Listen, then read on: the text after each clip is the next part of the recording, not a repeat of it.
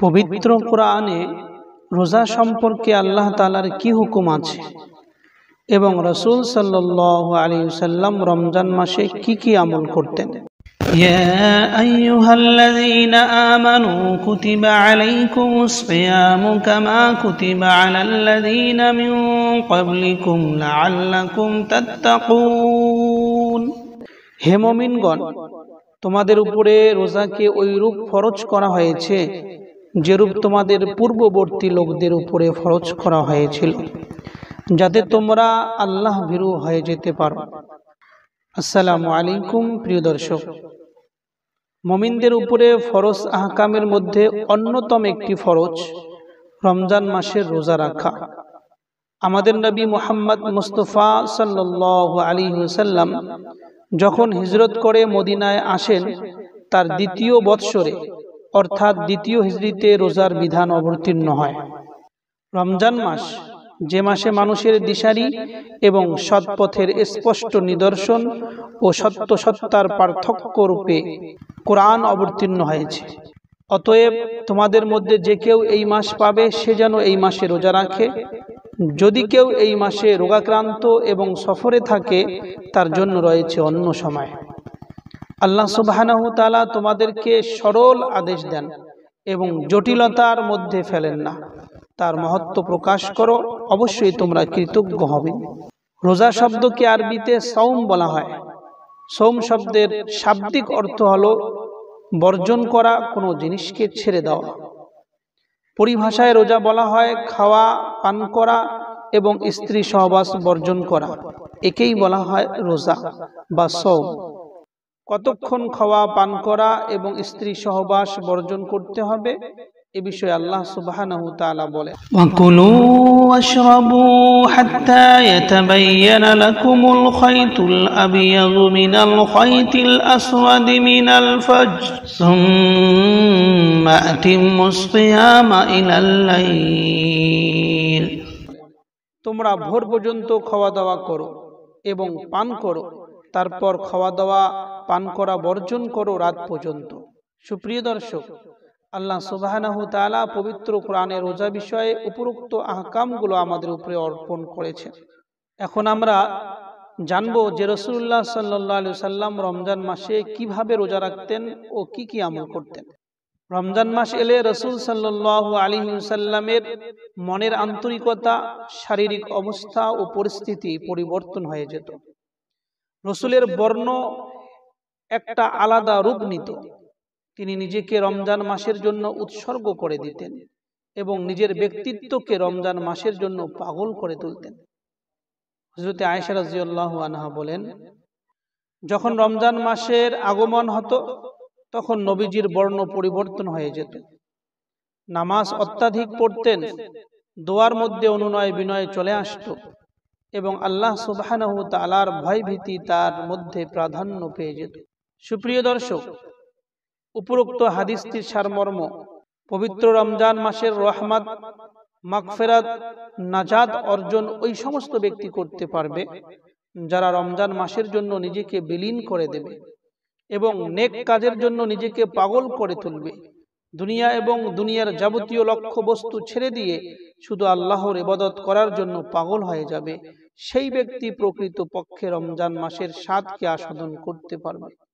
তাই তো আমাদের সালফে সালিহিন বুজুর্গানে দিন রমজান মাস এলে দুনিয়ার যাবতীয় বস্তু থেকে বিমুখ হয়ে শুধু রমজান মাসের ফজিলত অর্জন করার জন্য নিজেকে সর্বসময় আল্লাহ রাব্বুল আলামিনের ইবাদতের মধ্যে ন্যস্ত করে দিতেন।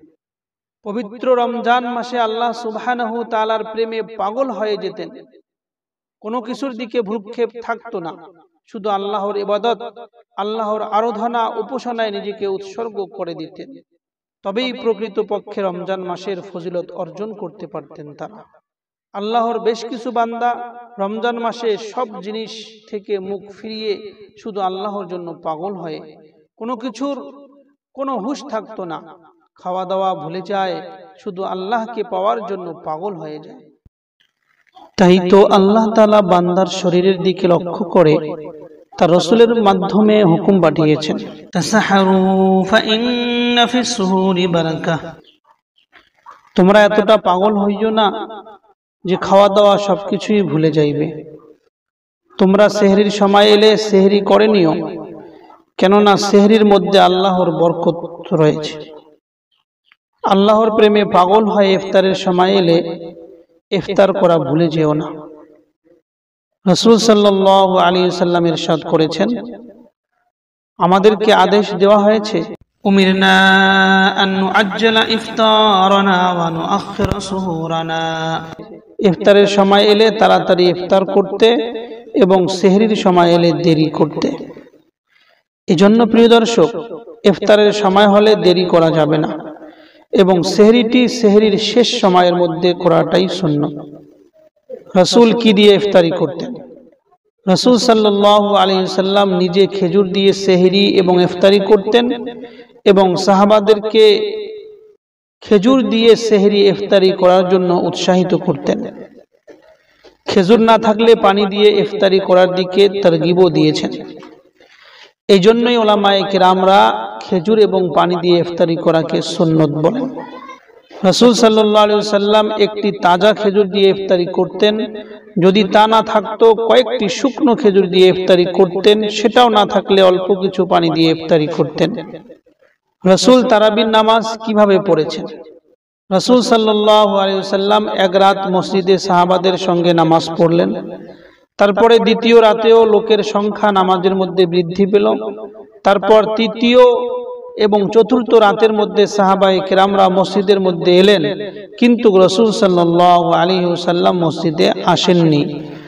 যখন সকাল হলো তখন রাসূল সাল্লাল্লাহু আলাইহি ওয়াসাল্লাম বললেন, তোমরা মসজিদে এসেছো আমি এ কথা জানি, কিন্তু আমি এই জন্য মসজিদে আসি নাই যে আমি ভয় করতেছিলাম যদি এইভাবে আমি তোমাদেরকে তারাবির নামাজ পড়াই তাহলে হয়তো এই নামাজ তোমাদের উপরে ফরজ হয়ে যাবে। এই ঘটনাটি রমজান মাসে হয়েছিল। তারাবির নামাজের সারমর্ম। রমজান মাসে রাসূল সাল্লাল্লাহু আলাইহি ওয়াসাল্লাম 2 দিন সাহাবাদেরকে নিয়ে তারাবির নামাজ পড়েছিলেন।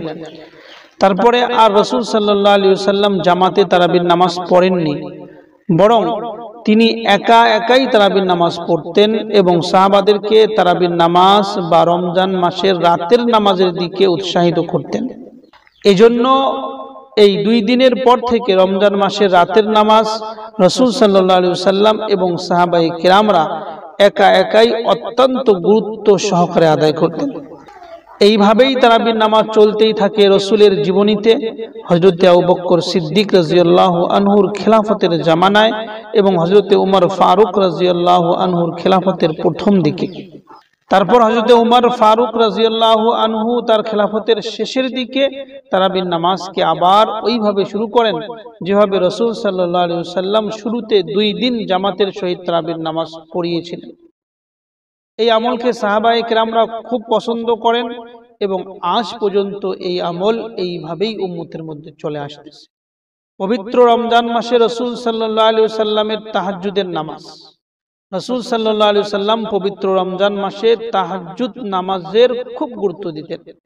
তিনি তো সর্বসময় তাহাজ্জুদের নামাজ আদায় করতেন এবং রমজান মাসে বিশেষ করে তিনি খুব গুরুত্ব সহকারে তাহাজ্জুদের নামাজ আদায় করতেন। সূরা মুজাম্মিলের 6 নম্বর আয়াতে তাহাজ্জুদের নামাজের গুরুত্ব বুঝিয়েছেন মহান আল্লাহ রাব্বুল আলামিন। অবশ্যই রাতের ইবাদত নফসকে পবিত্র করে এবং ভালো করে কথা বলে। তোমরা রাতের ইবাদত করো, কেননা রাত্রে বেলা ইবাদত করা তোমাদের পূর্বের বুজুর্গানে দিনদের নিয়ম ছিল। রমজানের আখিরি আশারায় রাসূলের ইবাদত। রমজান মাসের মধ্যে তো রাসূল সাল্লাল্লাহু আলাইহি ওয়াসাল্লাম সর্বসময় আল্লাহ তাআলার ইবাদতের মধ্যে লিপ্ত থাকতেন এবং নিজেকে আল্লাহর উপাসনার জন্য ন্যস্ত করে রাখতেন। কিন্তু যখন রমজান মাস আসতো তখন রাসূল সাল্লাল্লাহু আলাইহি ওয়াসাল্লাম আরো বেশি করে নিজের কোমর বেঁধে নিতেন আল্লাহর উপাসনা আরাধনা করার জন্য এবং তার সঙ্গে নিজের ফ্যামিলির লোক সকলকেও রাত্রে বেলা করে জাগিয়ে দিতেন আল্লাহর ইবাদত করার জন্য। যখন পবিত্র রমজান মাসের আখিরি আশারা আসতো তখন রাসূল সাল্লাল্লাহু আলাইহি ওয়াসাল্লাম নিজে রাত্রে বেলা জাগ্রত হতেন এবং নিজের পরিবারকে জাগিয়ে দিতেন এবং কোমর বেঁধে নিতেন বাস রমজানের আখিরি আশরার মধ্যে ইবাদত করার জন্য। পবিত্র রমজান মাসে রসুলের কোরআন তেলাওয়াত, রাত্রিবেলা নফল নামাজের মধ্যে কোরআন তেলাওয়াত করা রসুলের দাইমি আমল ছিল, কিন্তু রমজান মাসে এটা আরো বেশি বৃদ্ধি পেয়ে যেত। বিশেষ করে রমজান মাসে রসুল সাল্লাল্লাহু আলাইহি সাল্লামের কাছে জিবরাইল আলাইহিস সালাম আসতো এবং দুইজন মিলেই কোরআন শোনানো হইতো এবং কোরআন শোনা হইত। রমজান মাসে রসুলের দান খয়রাত কি রকম ছিল? রমজান মাসে একটি একটি নেকির মূল্য 10 থেকে 700 গুণ পর্যন্ত বৃদ্ধি করে দেয় দয়াময় আল্লাহ রাব্বুল আলামিন।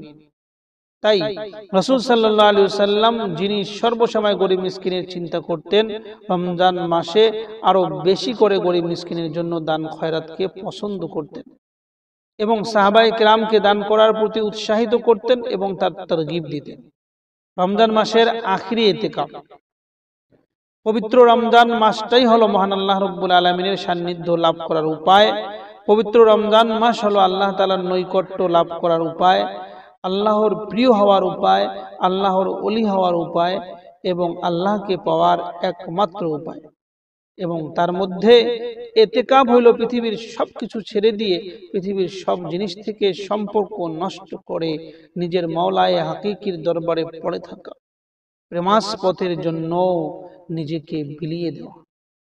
এজন্যই তো ইতিকাফের গুরুত্ব অপরিসীম, অতুলনীয়। আল্লাহকে পাওয়ার একমাত্র উপায় এই হলো ইতিকাফ। আশা করি আমি আপনাদেরকে রমজান মাসের গুরুত্ব এবং ফজিলত বোঝাতে পেরেছি। এজন্য আজকের আলোচনা এখানে আমি শেষ করলাম। আসসালামু আলাইকুম ওয়া রাহমাতুল্লাহি ওয়া বারাকাতুহু।